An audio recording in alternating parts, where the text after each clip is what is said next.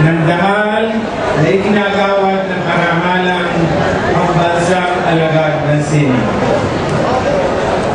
Pinanibabaw ng Malacanang ang pamumulitika ng ilaglab ng Pangulo ang kompositor na si Ramon Santos sa listahan ng 4 na limandagang artista.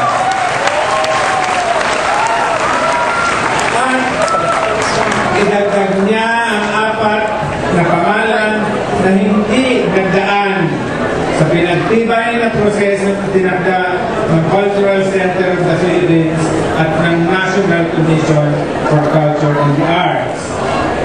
Sa ganitong paraan, hinamak ng Malacanang ang mga artistang lehitimong itinanghal ng pambansang alagad ng sining at ang iba pang artistang di hamak na nakaihigit ang kakayahan sa mga taong kinaralangalan ni Presidente Arroyo.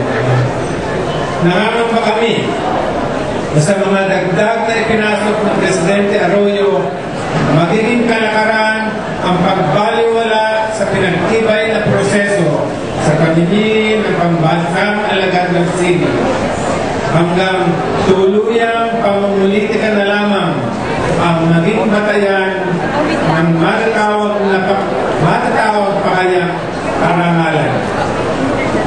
Ibalik ang dangal sa karangalang pambansang alagad ng sining.